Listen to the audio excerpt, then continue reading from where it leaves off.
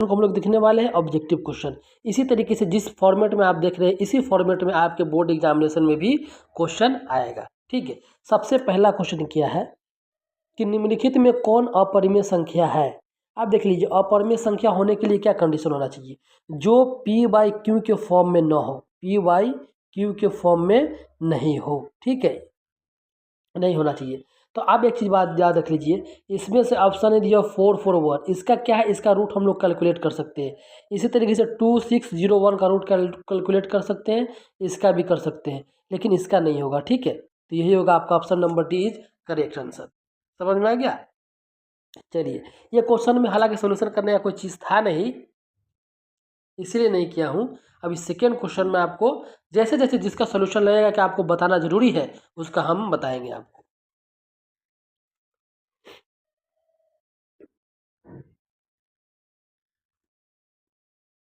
ठीक है, अभी सेकेंड नंबर क्वेश्चन है। सेकेंड नंबर क्वेश्चन है कि यदि दो धनात्मक पूर्णांक के लस और मस समान हो तो संख्या क्या होगी। आप यहाँ पर एक बात समझ लीजिए, आप सभी को यहाँ पर एक चीज़ समझने वाला है। आपने फार्मूला क्या पढ़ा है, फार्मूला पढ़ा है कि कोई पहला संख्या उसका मल्टीप्लिकेशन कोई दूसरे संख्या के साथ में, वो आपका बराबर होता है एलसीएम एलसीएम लघुत्तम समापवर्तक इंटू महत्तम समापवर्तक। ठीक है, HCF यही होता है। समझ में आ गया। तो इसका आंसर क्या होगा, अब यहाँ पर समझ लीजिए क्या होगा कि यदि दो धनात्मक पूर्णांक लघुत्तम या महत्तम समान हो तो संख्या क्या होगी, संख्या बराबर होगी। मतलब क्या हुआ कि जब दो संख्या का मल्टीप्लिकेशन करेंगे तो वो एलसीएम और एचसीएफ के मल्टीप्लिकेशन के बराबर होना चाहिए। तो क्या होगा, ये बराबर होगा। Option number C is correct answer.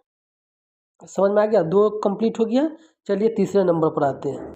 Question number 3 है। क्वेश्चन नंबर 3 में क्या गिवन है, क्वेश्चन नंबर 3 में है कि 0 पॉइंट उसके बाद 1 2 3 3 टाइम्स ऑफ 0 0 1 2 3 0 है, उसके बाद 1 है, और ये सभी के ऊपर ये इस तरीके से लिखा हुआ है। इसको हम लोग बोलते हैं बार, इसको बोलते हैं कंजुगेट। ठीक है ना। तब बोला है कि इसमें से कौन सा ऑप्शन होगा। Option number A B C और डी। अब एक बात याद रख लीजिए, कुछ नहीं करना है। आप देख लीजिए यहाँ पर 1 दिख रहा है, 1 का आगे सब 0 है, ऊपर लिख लीजिए, अंश में लिख लीजिए 1। अब हर में आ जाइए। आप देख लीजिए कि जो डेसिमल के बाद कितना अंक दिख रहा है, 1 2 3 4 4 दिख रहा है। इसका मतलब क्या है कि इसके डिनोमिनेटर में 4 9 आ जाएगा, 1 9 2 9 3 9 4 9। समझ में आ गया। तो option number A is correct answer. 3 का क्या हो जाएगा, 3 का आपका हो जाएगा ए। चलिए अब 4 नंबर पर आइए। किसी पूर्णांक m के लिए विषम संख्या का रूप। ठीक है, किसी पूर्णांक m के लिए विषम संख्या का रूप क्या होगा, तो 4 का हो जाएगा ऑप्शन नंबर क्या, देखिए अभी आपको हम बताते हैं 4 का क्या होगा।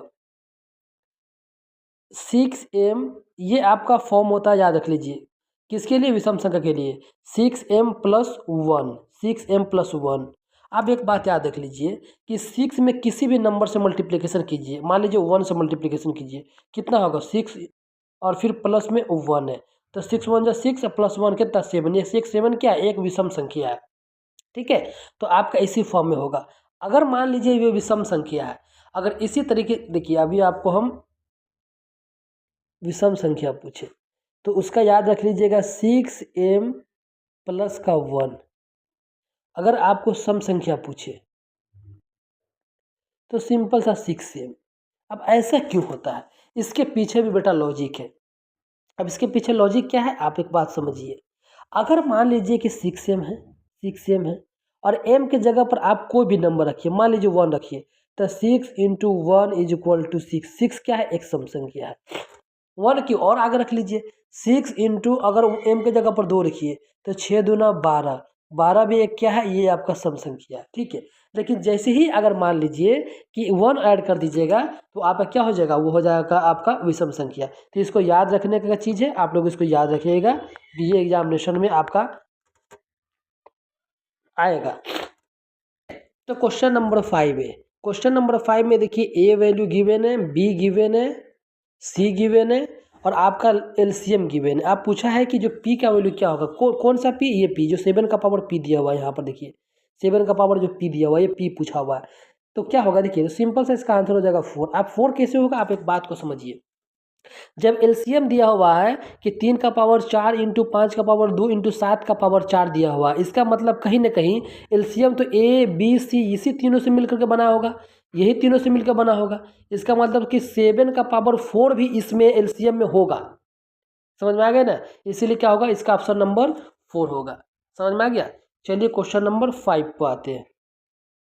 ठीक है, क्वेश्चन नंबर 6, और क्वेश्चन नंबर 6 आप सभी को पता ही है क्या होगा इसका। क्वेश्चन नंबर 6 का हो जाएगा आपका ऑप्शन नंबर सी। इसका रूट निकालना है, क्यूब रूट निकालना है भाई, सभी को पता है, किसको नहीं आता। 81 का 1/3 कर दीजिए, इसको सॉल्व कर दीजिए। ठीक है, ये तो आता ही होगा। अगर इसमें भी कोई दिक्कत है तो आप कमेंट जरूर करेंगे। चलिए क्वेश्चन नंबर 7। ठीक है, तो क्वेश्चन नंबर 7, और क्वेश्चन नंबर 7 को आप ना, बहुत ही इम्पोर्टेंट क्वेश्चन है। समझ में आ गया, ये बहुत ही इम्पोर्टेंट क्वेश्चन है, और ये क्वेश्चन आपको एग्जाम में आने वाला है।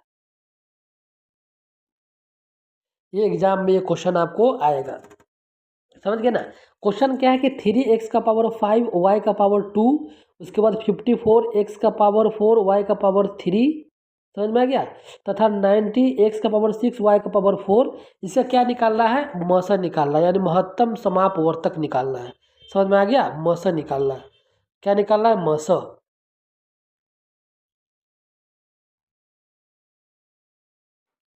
क्या निकालना है, मौसा निकालना है, और ये क्वेश्चन आपका समझिए एग्जाम में आने वाला है। तो चलिए इसका पूरा सोल्यूशन आपको बेहतर तरीके से हम करके बता रहे हैं। तो यहाँ पर बात को समझिए, समझने वाला चीज़ क्या है कि अगर मान लीजिए कि इसका क्या निकालना था, मौसा निकालना था, मौसा निकालना था, तो 36x के पावर 5 y के पावर 2, अगर मान लीजिए कि इसको अगर अभाज्य गुणनखंड में तोड़िएगा तो इस तरीके से टूटेगा। ठीक है ना, 2 का पावर 2 इंटू 3 का पावर 3, तो 2 का पावर 2 4, 3 का पावर 3 9, तो 9 चौका 36, x का पावर 5 y का पावर 2, 54 को तोड़ेंगे तो इस तरीके से टूटेगा, और 90 x का पावर 6 इंटू y का पावर 4 को तोड़ेंगे तो इस तरीके से टूटेगा। समझ में आया, क्लियर। अब देख लीजिए, महत्तम समापवर्तक निकालना है, मौसा निकालना है, और मौसा निकालने के लिए आप सभी को एक बात पता होना चाहिए कि क्या होता है।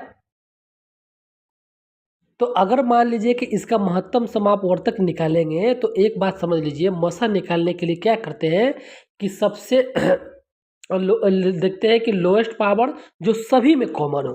अब देख लीजिए यहाँ पर 2 को देख लीजिए, 2 यहाँ भी है गिवन, 2 यहाँ भी है, 2 यहाँ भी है, लेकिन यहाँ पर 2 का पावर 2 है, लेकिन सबसे लोएस्ट पावर 2 का पावर 1 है, तो हम लोग क्या करेंगे, 2 का पावर 1 को लेंगे। ठीक है, उसके बाद 3 का पावर 2 यहाँ है, यहाँ 3 का पावर 3 है, यहाँ 3 का पावर 2 है, 3 का पावर यहाँ 3 है, यहाँ 3 का पावर 2 है, तो लोएस्ट पावर कौन है, 3 का पावर 2, तो 3 का पावर 2 को लेंगे। ठीक है, इसी तरह से x के पावर को 4 लेंगे, क्योंकि यहाँ 4 है, यहाँ 6, यहाँ 5 है, लोएस्ट पावर कौन है, 4 है, तो लोएस्ट को देंगे, फिर लोएस्ट को देंगे, तो इसका मौसा क्या निकल जाएगा, 2 गुने 3 का पावर 2 गुने x का पावर 4 गुने y का पावर 2। ठीक है, तो इसका क्या हो जाएगा, कौन सा ऑप्शन हो जाएगा इसका बेटा, तो कौन सा हो जाएगा, 18x का पावर 4 y का पावर 2, 18x का पावर 4 y का पावर 2। कैसे, 2 इंटू 3 का पावर क्या था, 2 था, तो 3 3 9 2 18, x का पावर 4 y का पावर 2। 7 का ऑप्शन नंबर ए हो जाएगा करेक्ट आंसर। ठीक है, अब इसके बाद आ जाइए नेक्स्ट क्वेश्चन के ऊपर। नेक्स्ट क्वेश्चन है कि यदि n एक प्रकृत संख्या है तो 9 क्या दिया हुआ है कि अगर n क्या है, एक प्रकृत संख्या है, तो 9 का पावर 2n, 9 का पावर 2n, ठीक है, माइनस 4 का पावर 2n, 2n, 2n सदैव विभाज्य होगा। किससे किससे विभाज्य होगा, 13 से होगा, ये 5 से होगा, ये 13 और 5 दोनों से होगा, कि इनमें से किसी से नहीं होगा। ठीक है, एक्चुअली ये क्वेश्चन जो दिया गया है, ये क्वेश्चन जनरली आपका जितने भी गवर्नमेंट एग्ज़ाम होते हैं, जैसे रेलवे पकड़ लीजिए, एसएससी पकड़ लीजिए, इस सभी एग्जामिनेशन में इस तरीके का क्वेश्चन पूछा जाता है। ठीक है, तो इसीलिए मैं बोल रहा हूँ कि आप लोग जितने भी बच्चे 10th क्लास में हो या 9th में हो, ये सब बच्चे ये मैथ को बेहतर तरीके से पढ़ेंगे, क्योंकि जितने भी आपका गवर्नमेंट एग्ज़ाम है, सभी एग्ज़ाम में इसी लेवल का क्वेश्चन आता है। समझ में आ गया। अभी देखिए कितना बेहतर क्वेश्चन आपको पूछ दिया, और ये सब क्वेश्चन आपका बोर्ड एग्जाम के भी ऑब्जेक्टिव में आएगा, ये बात आप मान के चलिए, क्योंकि इस बार का जो आपका मैथ का जो मॉडल पेपर लॉन्च किया है बिहार बोर्ड ने, वो थोड़ा लेंदी है। हमने हर एक क्वेश्चन को देखा है, ये लेंदी सोल्यूशन है उसका, समझ गए ना। चलिए तो इसको सॉल्व करते हैं। अब देख लीजिए 9 का पावर 2n है, तो 9 का पावर 9 का स्क्वायर कर दीजिए तो क्या हो जाएगा 81, 81 का पावर n, ठीक है, माइनस 4 का 16 का पावर n, ठीक है। अब 81 माइनस 16 कितना हो जाएगा 65, 65 का पावर n। और ये 65 है, देखिए अगर जो संख्या ये 65 को डिविजिबल कर देगा, वही संख्या 65 के पावर किसी को भी डिविजिबल कर देगा, समझ गए ना। अगर मान लीजिए तो 65 को डिविजिबल कौन करेगा, आपका 13 कर देगा, 5 भी कर देगा, 13 5, तो देखिए इसमें ऑप्शन नंबर ए नहीं देना है, सिर्फ 13 है इसमें, ये नहीं देना है, ऑप्शन नंबर बी भी नहीं देना है। 13 और 5 दोनों डिविजिबल करेगा बिल्कुल, इनमें से कोई नहीं, ये तो होगा ही नहीं, तो option number C is correct answer. समझ में आ गया, इस तरीके से सॉल्व करना है। चलिए अब क्वेश्चन नंबर 11 के ऊपर आते हैं, ठीक है। क्वेश्चन नंबर 12 क्या है कि how many places are the decimal expansions 141/141/120, 120 will be terminating, ठीक है। तो इसका आपका क्वेश्चन बोला है कि इसको अगर 141 को 120 से भाग देंगे तो कितने अंक के बाद ये पूरा पूरा विभाज्य हो जाएगा, कितना डेसिमल के बाद, ठीक है। तो इसका सी हो जाएगा ऑप्शन, ठीक है। क्या हो जाएगा सी हो जाएगा। आप देखिए क्या करिएगा ना, 141 को भाग देना है किससे 120 से, ठीक है। देखिए कितना अंक के बाद ये पूरा पूरी डेसिमल के बाद ये डिवाइड हो जाता है, ठीक है। तो क्या हो जाएगा, तीन टर्म के बाद ये पूरी तरह डिविजिबल हो जाएगा। यदि बहुपद पी एक्स और क्यू एक्स का महत्तम समापवर्तक 6x-9 है तो पी एक्स और क्यू एक्स हो सकता है। क्या क्या हो सकता है बताइए। देखिए जब सबसे पहले मसा दिया हुआ, मसा क्या दिया हुआ है 6x-9, यहाँ से आप लोग क्या कॉमन कर सकते हैं, कॉमन कर सकते हैं हम लोग 3, तो 2x-9। आप एक बात याद रख लीजिए, ये महत्तम समापवर्तक है। और मौसा क्या होता है, मौसा एक ऐसा नंबर होता है जो जितनी भी संख्या दिया हुआ सब जो सबसे छोटी, मौसा क्या होता है कि ये सबसे छोटी संख्या होता है जो जितने भी आपका नंबर दिया होगा उस सभी नंबर को क्या करेगा डिविजिबल कर देगा। आप देख लीजिए एक बात याद, 2x-9 आपका देखिए इसको डिविजिबल कर पाएगा, इसको डिविजिबल कर पाएगा, बिल्कुल कर पाएगा, ठीक है। इसको डिविजिबल कर पाएगा, बिल्कुल कर पाएगा। आप यहाँ पर देख लीजिए, आप लेकिन आप देख लीजिए इसको भी देख लीजिए, तो इसमें क्या है कि 3 × 2x-3 का होल स्क्वायर इसको भी डिविजिबल कर देगा, 6 × 2x-3 इसको भी डिविजिबल ये कर देगा।